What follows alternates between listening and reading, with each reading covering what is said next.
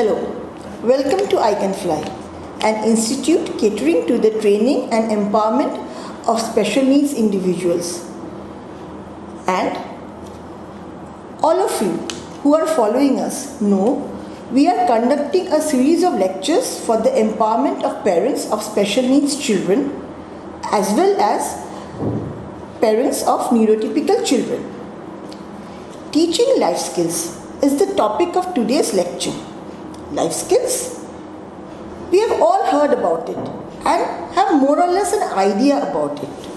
But what are exactly life skills?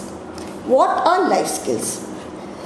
Life skills are activities a person learns naturally from inborn abilities. Life skills are also activities which a person learns from training. For example, communication skills are learned naturally, but we have to learn to sing. The question that automatically comes to mind is, what are the difference between natural life skills and learned life skills? Because in both the cases, we are learning. When a baby is born, his brain is wired to learn naturally, like walking, talking. And how he learns all these things? By interacting with the environment. So, in this process of learning, there is a body and senses of the baby which is surrounded by the environment, and the baby has a mind which is processing and reacting to the informations from the interaction of the body and environment. This leads to learning. For example, baby sees a ball, that is the environment, picks it up with his hands, feels it, sees it, body and senses, and the brain processes the information. This is natural learning. The developmental milestones. Natural learning, I repeat, natural learning is counted by the developmental milestones. And these are ADL skills, communication skills, socialization skills, work habit, and leisure time management. These we will discuss when we deal with children with special needs.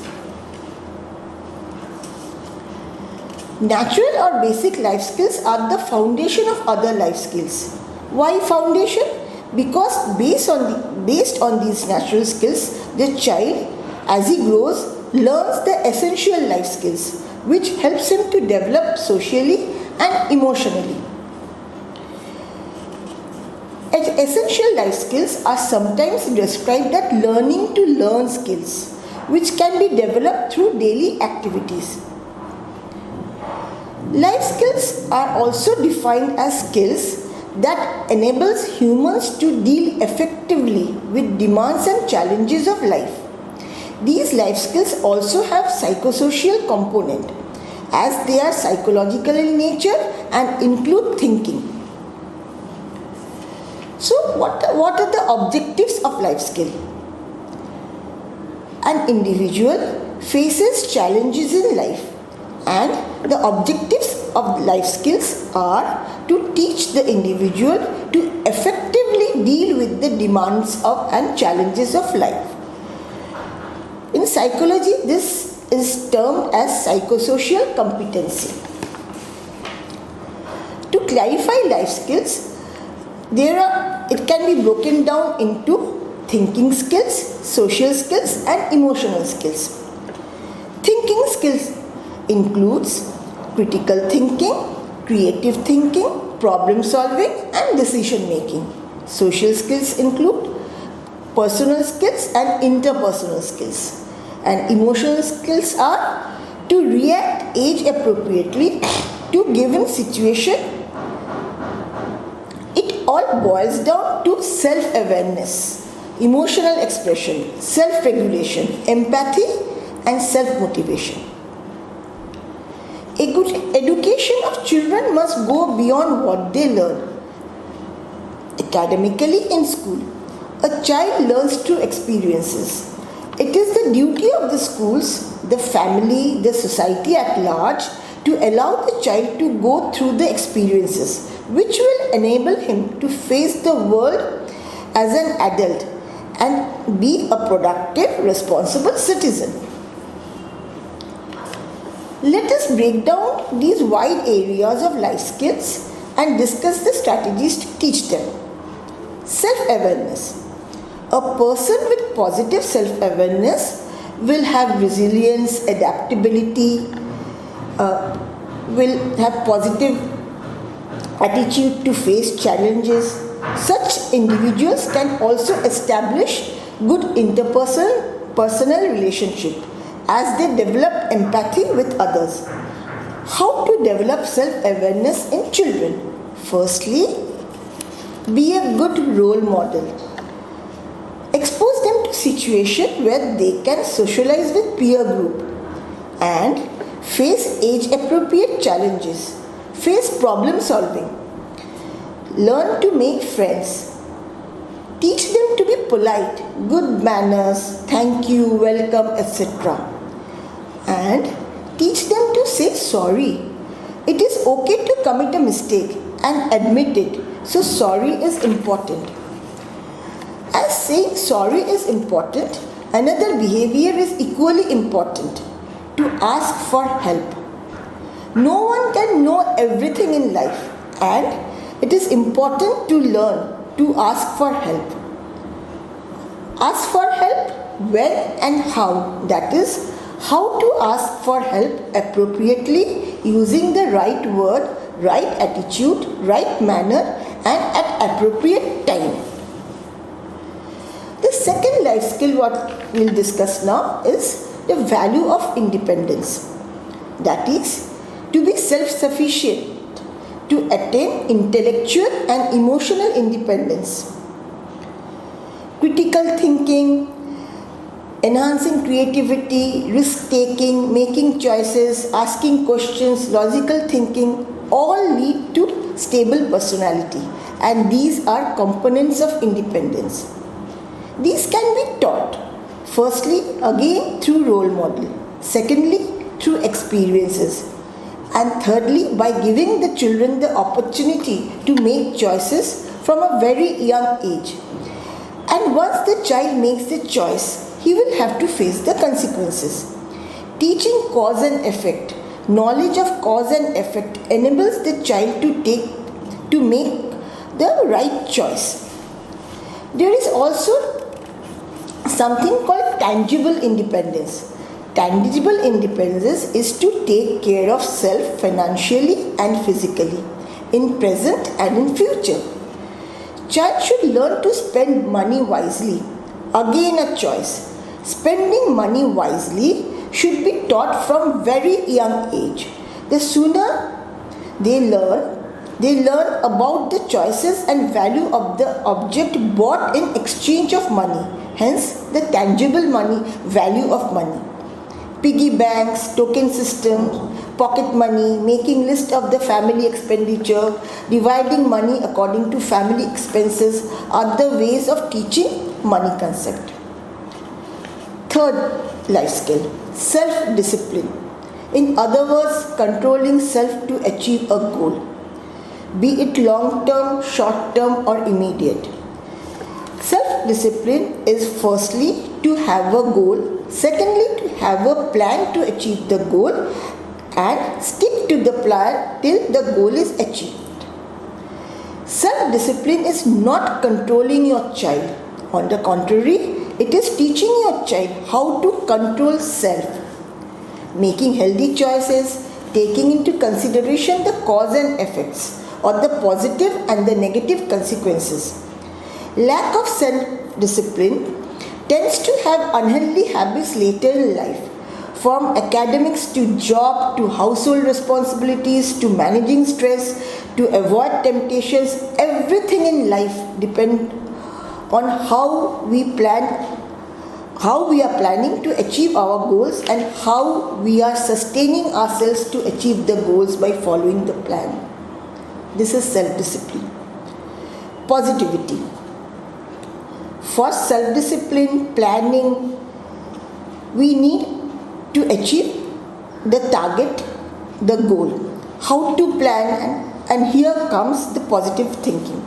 Positive thinking is not denying the negative consequences. On the other hand, it is the perspective taking, that is, to know about the negative effects and to prepare to overcome the same. Life has negative sides also, and to be aware of the negative sides and at the same time to identify the positivities of life help the children. Why only children? It helps all of us. We all need to count our blessings. To identify the positivity allow us to enjoy the happy positive moments of life. This will lead the child to become a self-respecting, healthy choice-making, happy individual. After positive thinking comes problem solving and decision making. Teach your child. Give him the opportunity to decide. Teach him before any decision making to list out pros and cons, loss and gains, risks involved, and when to ask for help. That is, when to consult others. So problem solving and decision making involves, firstly, to identify the nature of the problem. Secondly, factors involved, its onset or effects and what aggravates the situation. And thirdly, ponder on different solutions and choose the best. Next skill is creative thinking. One should be innovative and creative to explore new ideas and methods. Creative thinking is important to evaluate and critically look at information, situations, and the requirements. It also involves recommendations made by others, that one should not blindly accept or get carried away by others' statement, to choose according to the demand of the situation. Next, self-esteem. To attain all the discussed points, one thing is most essential to develop is self-esteem. Self-esteem is to have an insight into one's capabilities and weaknesses and work accordingly. Appropriate self-esteem is important because self-esteem helps to overcome the feeling of inferiority and superiority, which are equally harmful. What we have discussed so far can be encapsulated in the 10 life skills recommended by WHO. These are problem solving, creative thinking, self-awareness, interpersonal relationship, decision making, critical thinking, empathy, good communication, and management of emotions.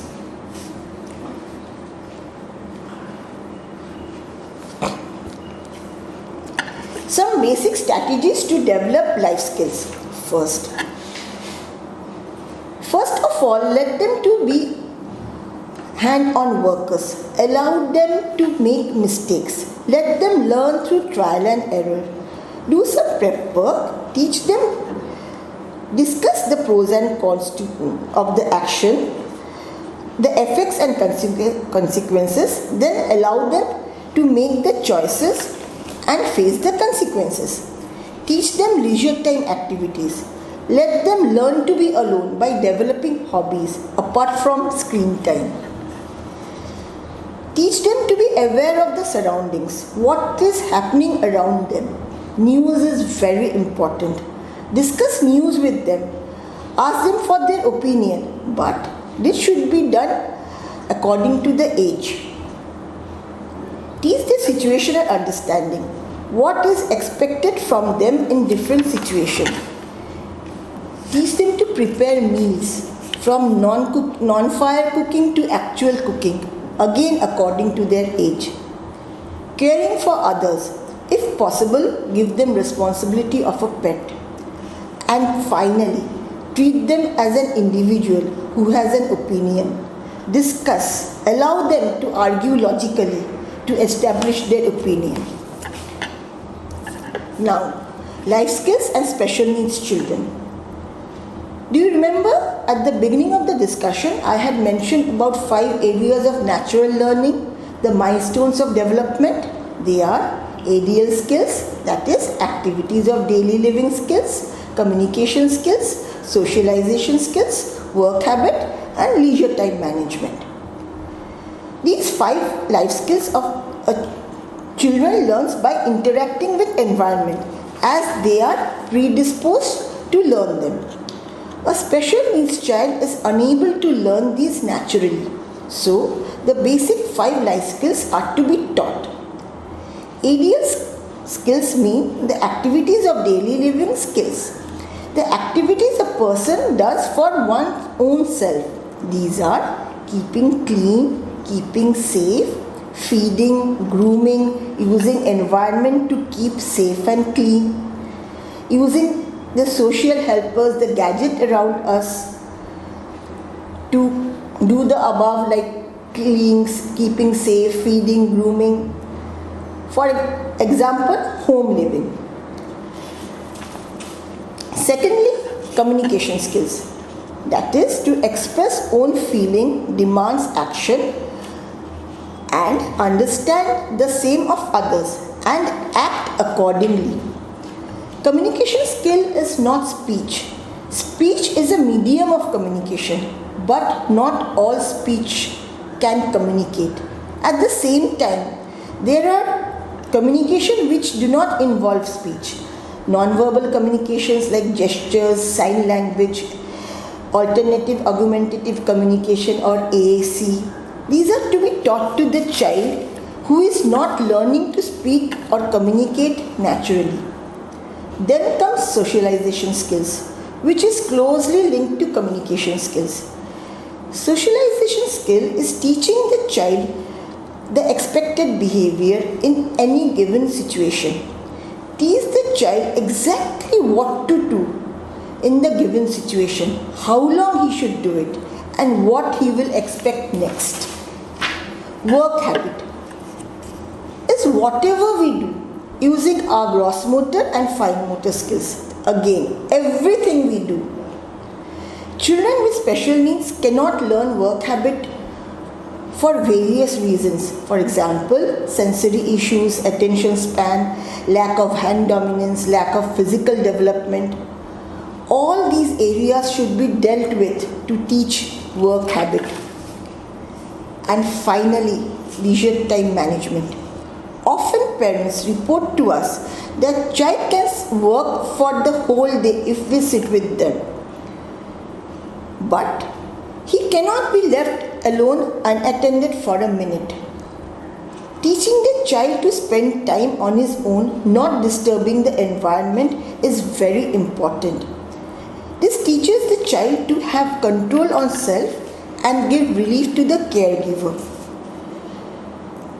The development of basic natural skills will help the special needs child to learn the essential life skill and lead a fruitful adult life.